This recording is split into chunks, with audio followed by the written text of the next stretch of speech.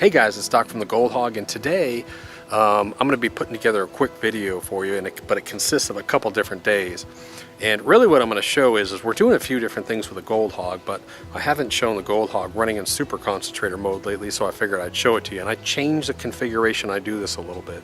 I've been running Razorback mat now for the full con mat on top and doing different trade combinations. But I figured I'd show you, we actually had a trip where we were dredging and we were running concentrates through it. But the reason why I like the Gold Hog now for a super concentrator is I only have to screen to 1/2 inch. That's the way I'm running it. So I don't have to worry about my tailings and going through my tailings and worrying about larger gold. I screen to 1/2 inch and run it through. The beautiful thing about that is it's running right at 99% or above. And I'm going to show you a video of running it and doing some test pans and so forth. But I figured I'm going to put up real quick a picture of the tailings box, which is really cool. And what you'll see in this tailings box is you'll see all these lines of black sand that are running through it. But this little tub weighs about 50 pounds, I guess. I mean, it's just solid black sand. So what I figured is, of course, people are going to say, well, how do you know that you're above 99% or close to 100% on it? So I figured I'd go ahead and I brought that actually home with me, that tub, and I screened it down to 12 mesh. And 12 mesh is about 1/16 of an inch. And I'm going to run it through the gold cube just to check and see what my losses were on it. Now keep in mind, we had thousands of pieces of gold. We probably had maybe 6 grams from dredging. And so I'm going to run the tailings through the gold cube next and just check for losses on it. Hey guys, it's Doc, and you'll have to excuse me because the only neighbor I got for about 20 miles around here decided he's going to cut some grass because this rain stopped, so it's probably a good idea. I'm just going to show you real quick. I'm going to be running, we're out dredging today with the 5-inch, and I'm going to show you the Gold Hog unit again. I've done this before, but set up as a super concentrator, and really this is the unit now that I pretty much go to now as my primary super concentrator. And there's a reason for it, and the reason is I only have to screen down to 1/2 inch. You know, it's not often that you find gold that's larger than 1/8 of an inch, but especially when you're dredging, and if you ever hit bedrock, you got a real good chance of finding gold that's larger than 1/8 of an inch. So this is why we're doing it now. We run the Gold Hog. I'll show you the matting configuration, but when we run it, I'm running over 99% on this thing on capture rate down to visible gold. Visible gold to me is the 150-200 range. So I just want to show you real quick what I'm doing. Like I said, we were out dredging today, but I'll show you. It goes so much quicker when you only have to go to 1/2 inch. So I figured I'd show you.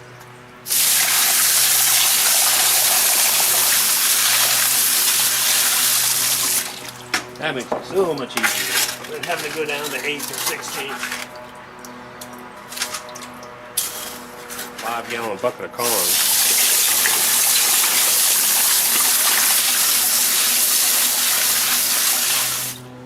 Alright, so you have to excuse all the birds out here and the neighbor cutting the hayfield. Oh, let me just show you real quick what I'm doing. I've got River Hog in this last tray. It really doesn't matter the order. To me it doesn't. But I've got this River Hog cut way down. You'll notice that it's real short. And I've got that sharp leading edge on it. And I'm going to put that in the last tray just because it's a longer mat. It really needs to go there. Then I'm going to stack up the next tray, and I'm going to run UR here in this tray. So I've got UR, so you can see the UR mat. It's a good exchanger. Then the next tray I'm going to do is going to be Razorback, and then actually on the top I'm actually going to put this Razorback in it as well too. So I'm going to run 2 Razorbacks. I'm going to run a UR and a River Hog cut very low. But again, this is full con mode. Everything dumps in and everything gets worked through.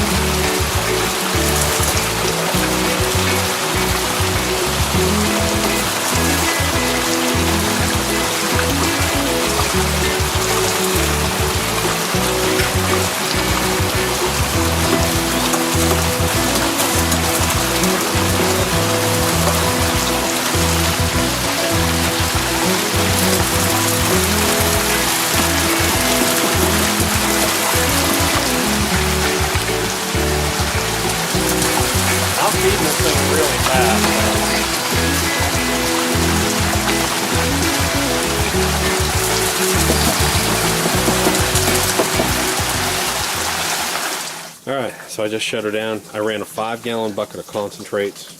Ran it in about 5 minutes, really fast. Just dumping it in here.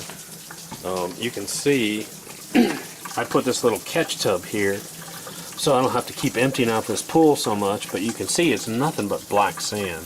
I mean, it's just full of black sand. This whole tub is that one little tub right there probably weighs about 60 pounds. I gotta be careful taking it out.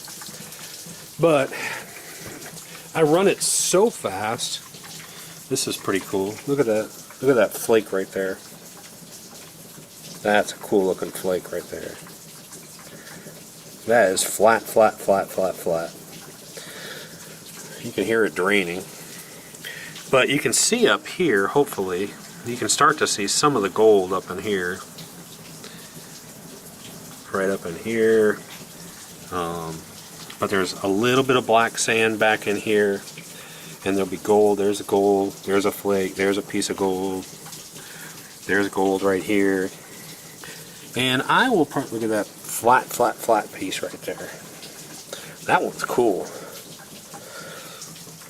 But again, I mean, I only expect, because I'm running it so fast through here, I expect this to catch probably about 60-70%. It doesn't even have time to incrementally process and actively exchange that fast.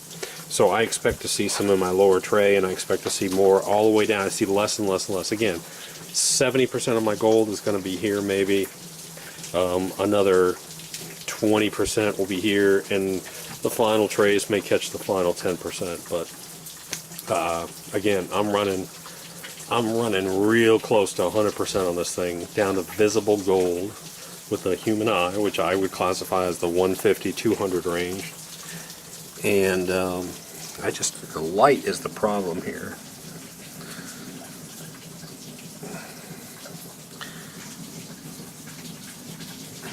But you can see there's gold in there too.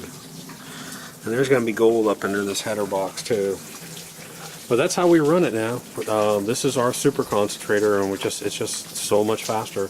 What I'll typically do is, we might have to save this stuff at the end of the season and screen this down to maybe 1/16 of an inch and maybe run it all through the gold cube or something. But it's just, at this point, it's just not worth our time. If that big tub, 60-pound tub, only has about 5 or 10 pieces of 150 gold in it, it's just not worth it. When we've got probably, 3 hours of dredging, we probably got 5-6 grams of gold sitting in here. So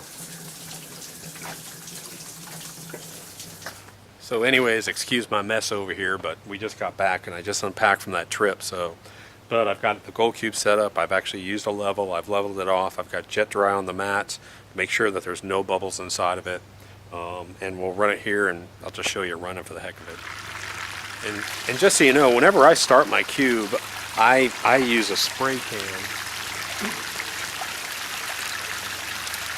This is a spray bottle that I have, and it's I put about half a cup of jet dry, and then fill the rest up with water, and I can spray my trays with this, and they all get, every single little hole gets a little bit of watered down jet dry in it.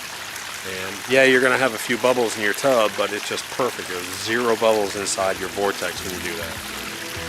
So let's run it and see what kind of losses we have.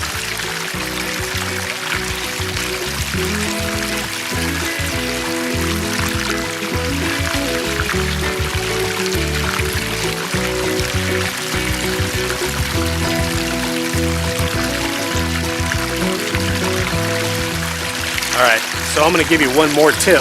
This is a plastic shovel, and the handle broke off. Keep it. And what you'll find is when you're inside the bucket, handle's get in the way and you can't get in there. But if you use one of these, it fits right into your hand, or you can just buy one and cut the handle off. Which is a real nice way to reach down inside the bucket without having to worry about that handle and not being able to get down low.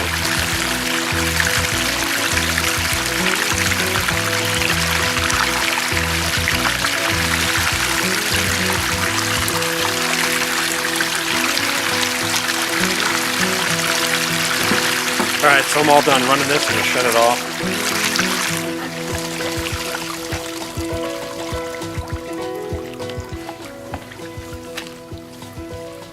And typically if I have any losses, I'll see them right along this front edge. Right in here is where I'll see if I see any gold. But I mean, I'm going to clean the whole thing out and pan it out. But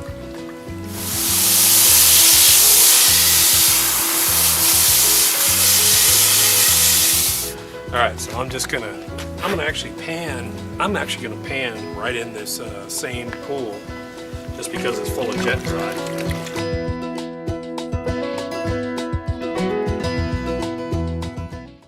Okay, so I got to figure out how to try and show this to you. But again, we've got probably 6 grams of gold that we caught in the Gold Hog. Thousands and thousands of pieces. I mean, if you had to guess, you'd probably say about 5,000 pieces. So I screened all this gold down to 16th or 12 mesh, and there are my losses that came to the gold cube. And again, there's probably, it looks like 1, 2, 3, 4, 5, 6, 7, 8, 9, 10. I mean, maybe 10 pieces. And I'm going through this real slow. I got jet dry in here, so I don't have it floating away.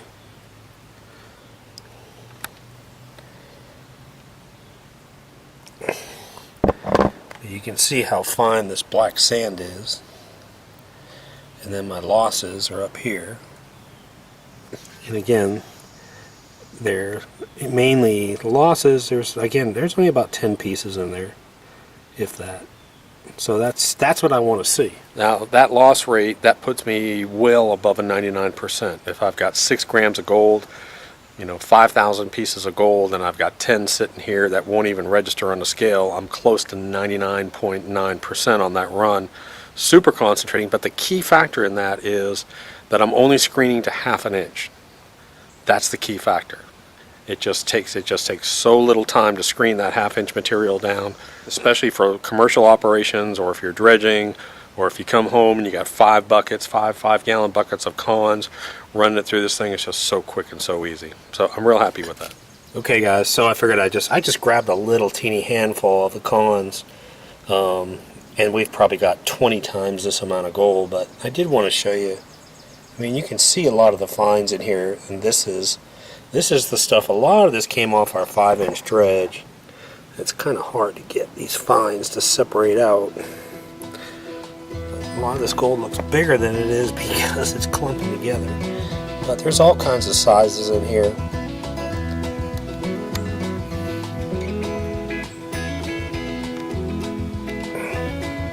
Good looking stuff though. But there's going to be all kinds of fines. I mean, you can't even really see the 150s and 200s in here from the camera.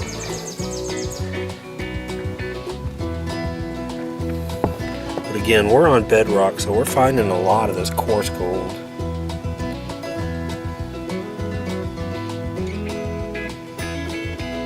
But there's a bunch of fines in here too.